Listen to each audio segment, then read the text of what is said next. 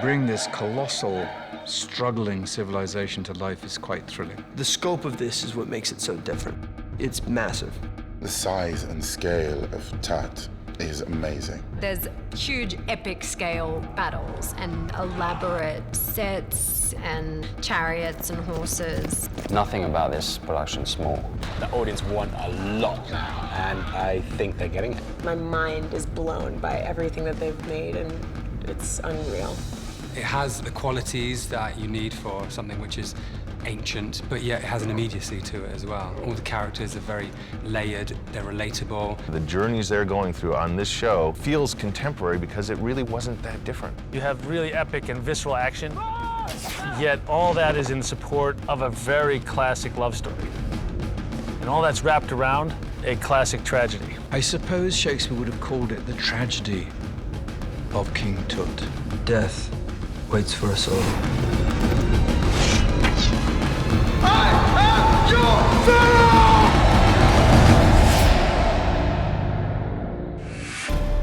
It's a story that's not been told yet of Tut's living life. We know a lot about Tut's death. We know a lot about what happened to his body after it was found. But as far as actually what his life was like, what he was as a human being, it's kind of been hypothesized but never really approached from a storytelling standpoint. There's so much mystery that surrounds ancient Egypt that it holds a great deal of fascination for a great deal of people. The Egyptians were so brilliantly committed to sustaining their civilization that for better or for worse, it hardly changed for 3,000 years. There is an understanding that life is fleeting, and that if you want to live a life that was worth living, that you need to be remembered in some way. There's a linear pressure on all these great rulers to make an indelible stamp. There's a lot of eye candy here with hundreds of chariots and thousands of men battling with swords. But the real story here is the story of a boy growing into a man. I will serve you as I did your father. I will protect you. But you must learn from this. This is what it means to be pharaoh. We start off with a young Toutankhamon being berated by his father. You are weak. You flinch at death, at duty, what is required to be their pharaoh.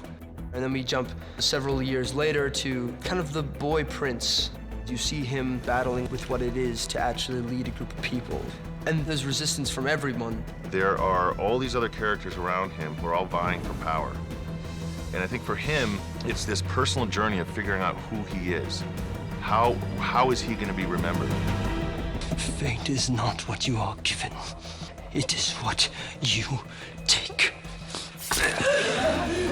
Tradition grabs on, and the need for servicing the family dynasty grabs onto Tut and creates a real decision for him when love grabs onto the other side of him. What is your name? Suhad. Suhad is a commoner from the village Amaru, and she falls in love with Tut, who's an enormous power, and she doesn't realize it at first. He doesn't know about anything outside of his walls. The encounter with Suhad is a window into the real world. Tut starts to see the despair of individuals and how they're being manipulated by the priests. When he sees the way the priesthood is treating his people, he comes to the conclusion that he wants to be a man of his people. He wants to free his people up from this oppression. You dare. Save your strength, priest. The women in this show are just as strong as the men. If anything, they're more adept at working the political elements. The women of Egypt were quite powerful back then, and I think the two women characters in this are extraordinarily powerful. Not only are the boys kind of out there like fighting for things and killing and using swords and doing stuff, but the women in this do as well. The two women have very, very different strengths. Ankhesenamun, my sister, the queen, kind of represents the mind of the pharaoh, this kind of person who understands the politics of a place like this, understands where Tut comes from. She's a powerhouse of a woman. She's incredibly strong. She has an affinity for her brother. They know from very, very young that it will be them that marry and have children together.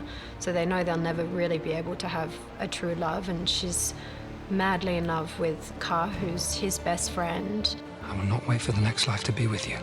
I'm the Pharaoh's wife.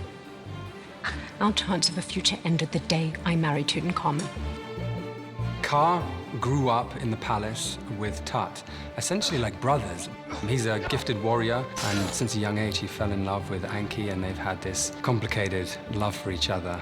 As terrible as some of her actions may seem, they come from a very sincere place, and it's very important to her to, be the queen that her father and her mother wanted her to be. He never believed that you could be a great pharaoh, but you've shown yourself the opposite. Do not let this girl cloud your mind after everything that we've been through. And then there's Suhad, which represents the heart for Tut and the deep love for Tut. She immediately takes to him and wants to take care of him, protect him, empower him, and wants to open his eyes to how amazing he is and how amazing he can be. You have inspired me. Then I will stand by your side. I will never lay with another. You have two very strong women, one who feels threatened and has the power, and one who doesn't have the power but's getting a taste for it and has the attention of the pharaoh. And so when you put those two together, you have this energy and you have this combustion, which is perfect for drama. I'm a threat. I'm a threat to the queen. Tut's in love with me, and that can really mess with an empire. Greatness cannot only be seen in the eyes of your people, but in the eyes of your enemies as well.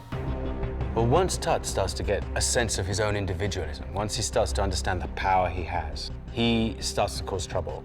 And the guys around him start to distrust each other. So we make a pact to deal with him. He's a threat to anyone who holds position. He's a threat to all of Egypt.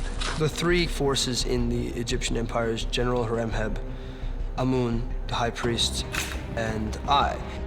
General Horemheb is the power, he's the sword of Egypt. He's a man of battle. He would like to conquer the world. Empires are measured on treasures taken and the number that bow to their king. Let us grasp the sand at their feet so that the world may bow at ours.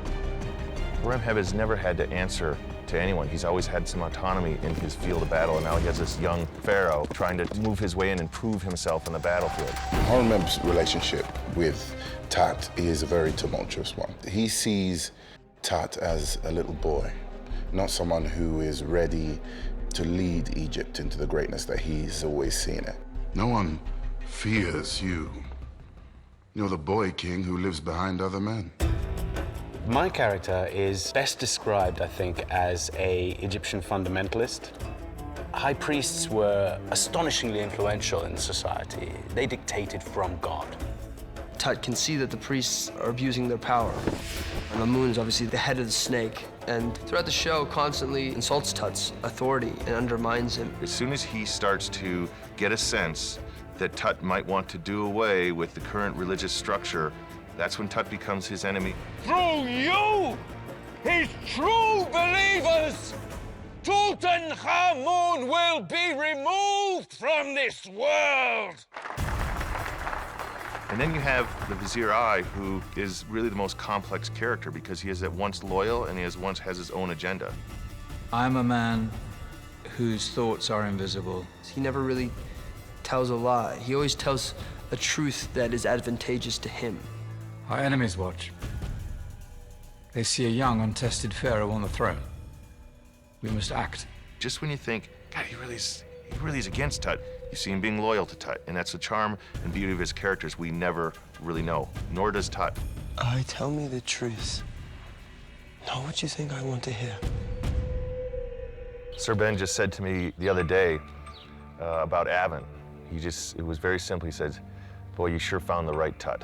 I find Avan a very mature actor for his years, which makes him suited to Tut.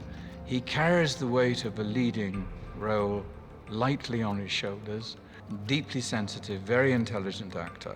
and delightful to work with. Working with Sir Ben Kingsley is a dream for me. I mean, like, he's an actor I grew up admiring. Michael Vickman and I had a moment when we were talking about casting, and we each thought who would play the Vizier Eye. If you had any choice, who would play the role? I wrote down Sir Ben Kingsley, he wrote down Kingsley. Sir Ben Kingsley read it, and he was just so perfect for it. Whom can I trust? No one. The people that he keeps close are the people who don't lie to him, and that's Suhad and Lagos. Lagos is a very committed, devoted soldier. When we meet him, he is very disillusioned with the way that Egypt is run. But when he finally meets Tut, he slowly comes to understand that they both want the same thing. Forgive me, my lord, but you do not need to engage in this battle. The men fight for you. I will fight for my people.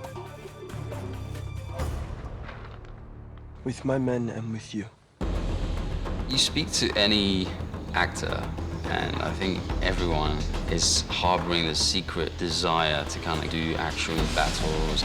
The fighting aspect, on the scale it was, chariots, archery, sword fighting. It was difficult, but so much fun. Weeks of rehearsing. It was incredible, you know, it was a lot of fun just to kind of get here. It's kind of like boot camp.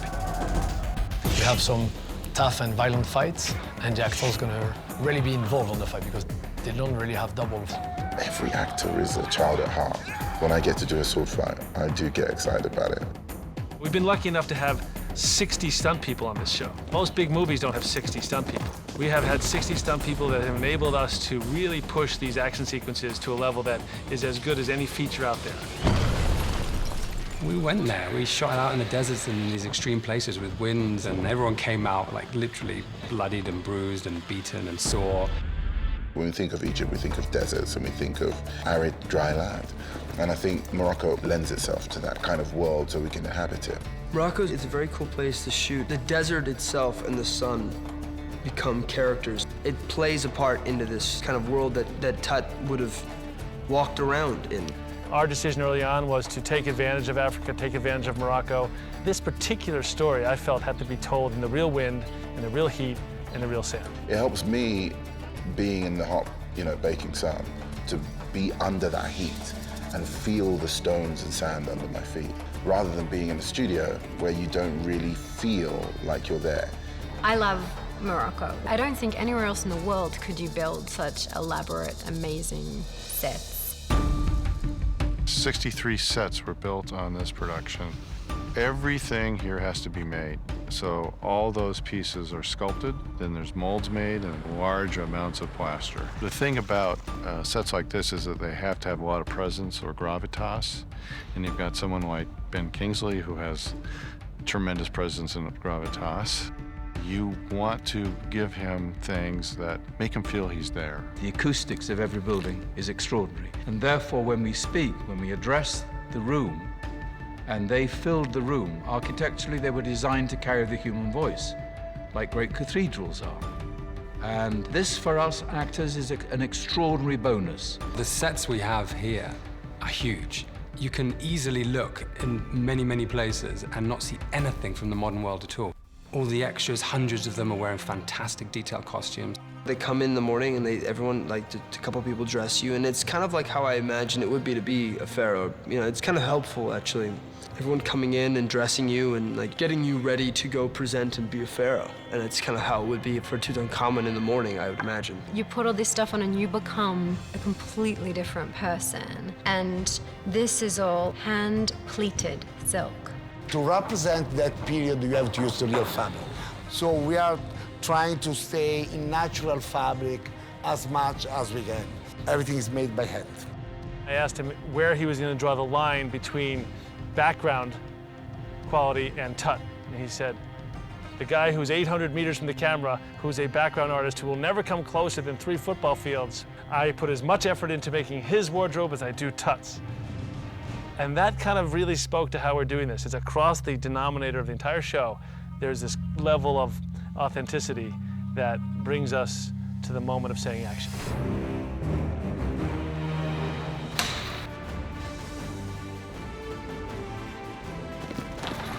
You could title this series Ambition, definitely. They're doing it right here. They're telling this story in a really exciting way. It has everything that you want in it, whether you're a man or a woman. Tut will bring you intrigue, passion, action, and something that will enthrall your senses every time you tune in. You will get to walk with the gods for a few feet. I am their god. I am their voice. Even though the ultimate distribution of this is going to be for television, we want this to hold up with any big, major action epic.